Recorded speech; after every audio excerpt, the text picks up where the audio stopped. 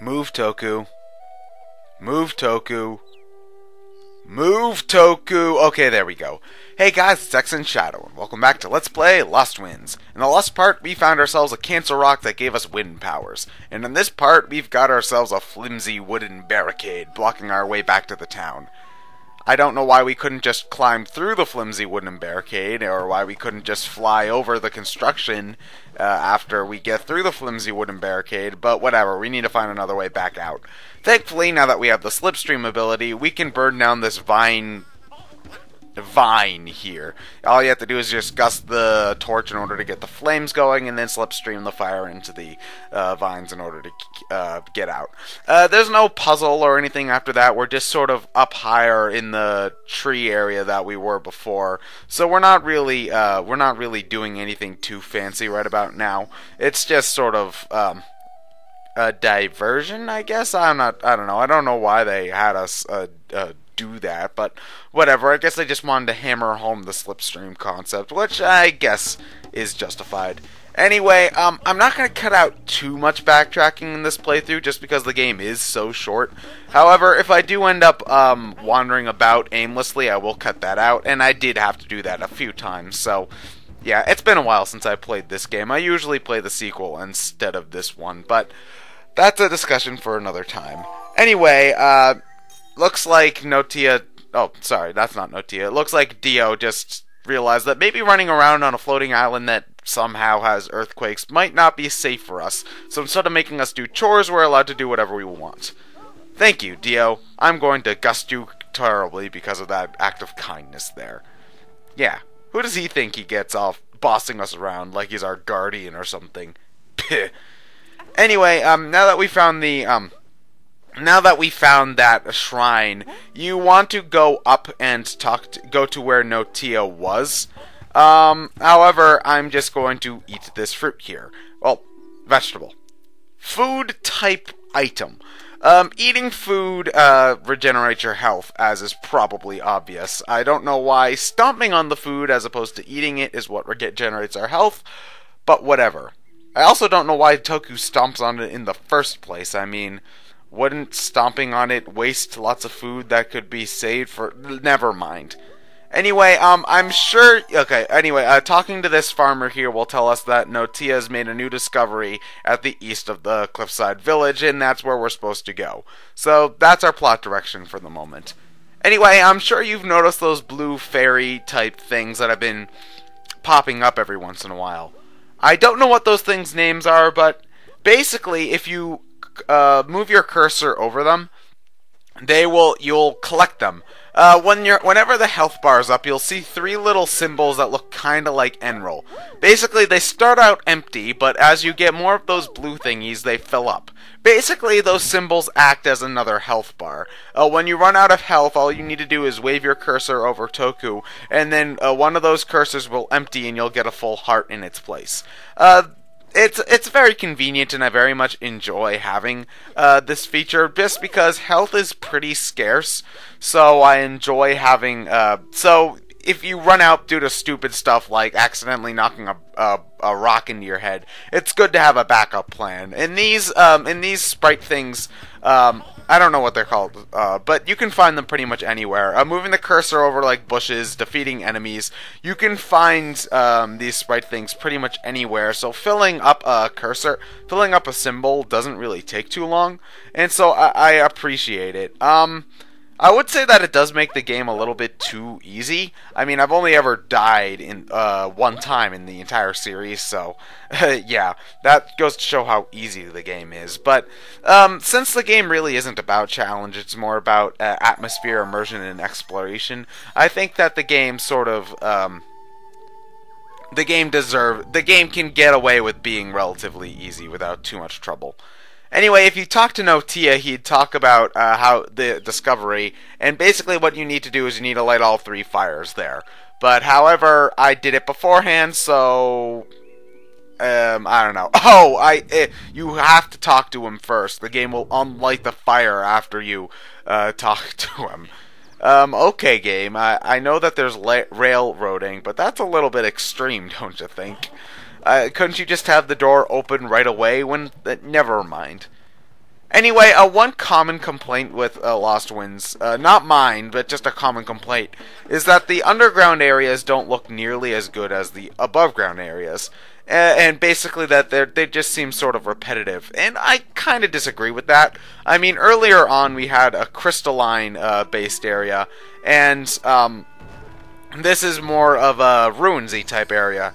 I'll agree that the color scheme isn't quite as varied underground as it is above ground, but I still think that the areas are distinct enough. And I think that the entire game looks beautiful, not just above ground. The entire game has a great atmosphere, so I really do think that people are just sort of looking for things to complain about on that front. Anyway, there's Dio. I can't tell if all of those weird things are supposed to be his shirt or his beard, but either way it looks cool. Okay, part shirt, part beard. Okay, I guess I can deal with that. Anyway, I wonder what sort of technology runs on torch lighting recognition software. Huh. Must be running on Resident Evil logic. Anyway, whenever you're holding on to something, you usually have to gust in order to actually do something with it. Like with these chests, you have to hold on to it with the Z button and then gust with A in order to actually open the chest. So, I don't know, I guess it is kind of funny for Enroll to just sort of be sitting around thinking that Toku's just sort of a wimp and then giving him a push. But anyway, opening that chest did something, I guess. Well, it looks like Notia is just going to stay here and sit in this room forever because he's an unimportant NPC. So, I guess we can just lock him in there, then. Jesus Christ, I'm an asshole. Anyway, now that we open that chest, we need to go talk to Dio. I cut back because... Okay, yeah, I said I wasn't going to cut because the backtracking isn't that bad, and the game is really short, but nothing happened. Seriously, nothing happened. There was nothing different to how we got back at all. And it took a couple of minutes, and I knew I couldn't bullshit that much. So, yeah, we're not going to be, I'm going to cut whenever I feel like cutting. I think that is the appropriate way to phrase it. Anyway, opening that chest, we restored Dio's memory. And he suddenly remembered that he owed our mother $40, and that's why he has to take care of us. Huh. Anyway, he doesn't have as much memory, though, so how does this even work? How do you store parts of your memory into separate, magic, whatever. Anyway, now we have to go to the old mines in order to open up another chest, which will then restore enough of his memories to lead us to more chests. So basically, it's, have you ever seen the movie National Treasure where they find a clue and they solve the puzzle which leads to another clue? It's kind of like that, only we open a chest to give him memories to lead us to another chest. Sorta. Kinda. But not really.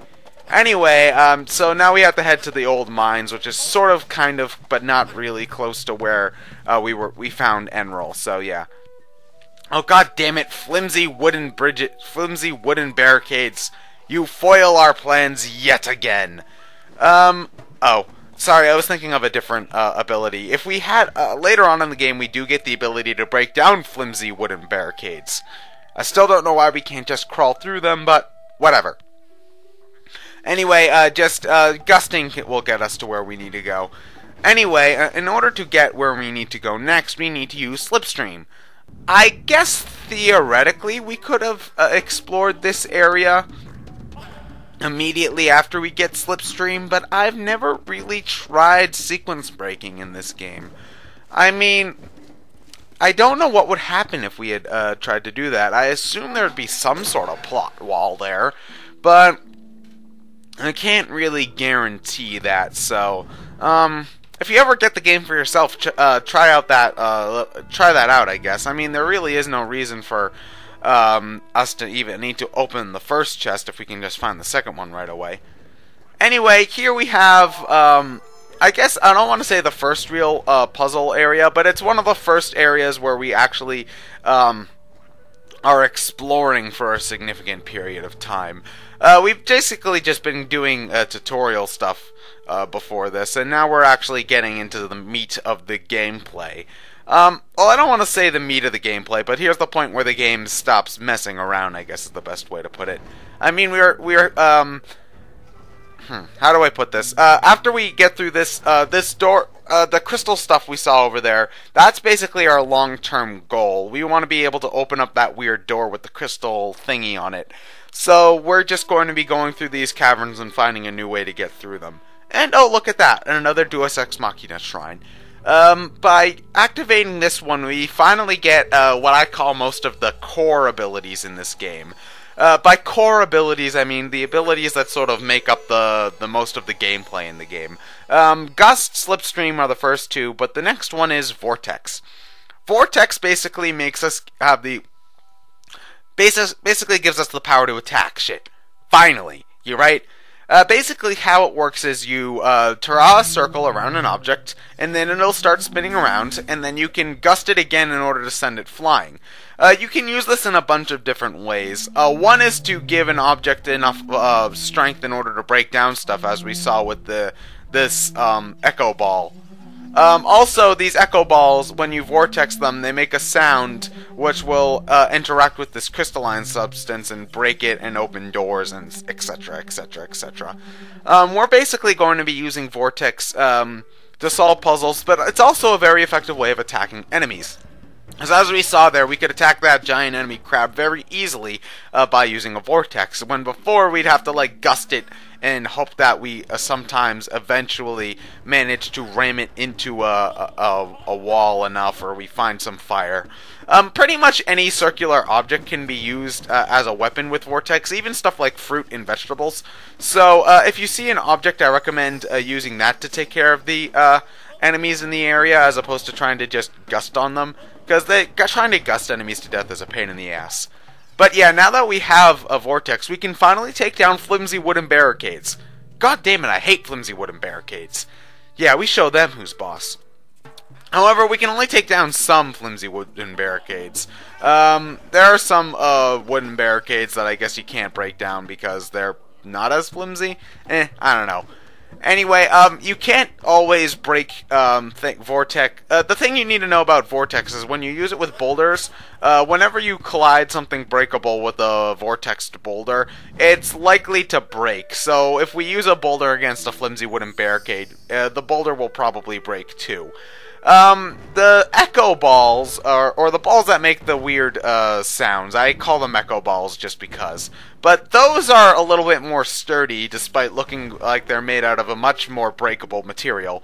So if you want to, those are actually a lot more useful, because you can use those as pretty much an infinite supply of attacks against stuff.